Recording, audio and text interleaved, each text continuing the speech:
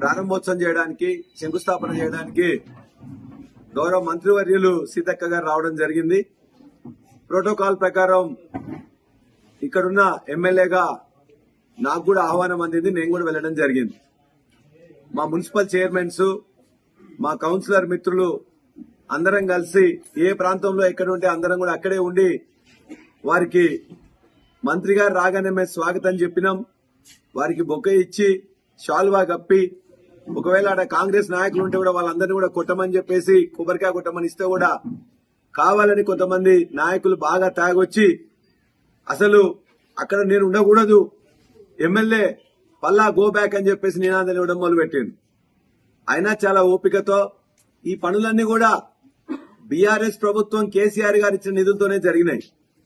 ఇవాళ veg non veg market 7 కోట్లతో ఇక్కడ మొదలైంది. 4 ఏళ్ల కింద మొదలైంది. 2 ఏళ్ల వరకు పని జరిగిన తర్వాత ఈ 2 సంవత్సరాల్లో 23 నుంచి 25 వరకు కూడా దాన్ని కంప్లీట్ చేయడానికి ఉత్సుకత వాళ్ళు చూపలే. నేను వెంటబడి గత 6 నెలలుగా పని చేపిస్తే ఇవాళ పని అయిపోయింది. బతుకమ్మ కుంటకు డబ్బులు ఇవ్వాలని చెప్పేసి అడిగితే ₹1 ఇయ్యలే.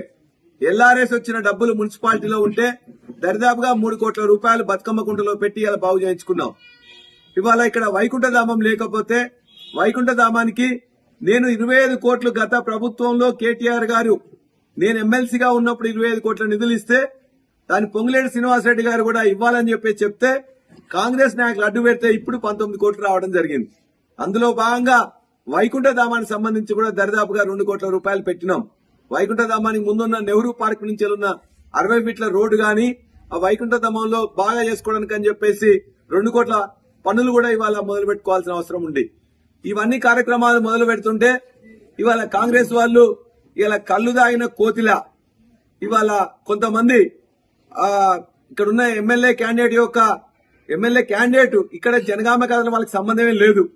చేర్యాల ప్రాంతంలో ఎమ్మెల్యేగా అయింది ఆయన. ఎప్పుడు 2004లో గులాబీ జెండా పుణ్యమాని. ఆ తర్వాత 4 పార్టీలు మారి ఇవాళ తాగుబోతులు కొంతమంది ఆ కొడుకు నాయకత్వంలో వేసుకొని వచ్చి నా మీద పదే దాడికి ప్రయత్నం చేసిండ్రు. 6 చోట్ల ప్రోగ్రామ్స్ అయితే 6 చోట్ల వచ్చి కూడా చిల్లర వేషాలు వేసి మొత్తం భర్పూరండిగా వాడు ఎట్లా తాగిండంటే అసలు వానికి కళ్ళు అవపడతలేవు, నడవలేకపోతున్నారు, దున్నపోతులాగుండి ఇవాళ నా మీద దాడికి ప్రయత్నం చేసిండ్రు. అయినా మా యొక్క నాయకులు కార్యకర్తలు చాలా నిదానంగా, ఎందుకంటే ప్రోగ్రాం మనది, జనగామ మనది, శాంతి భద్రతలు మనం కాపాడుకోవాలి అనే ఉద్దేశంతోని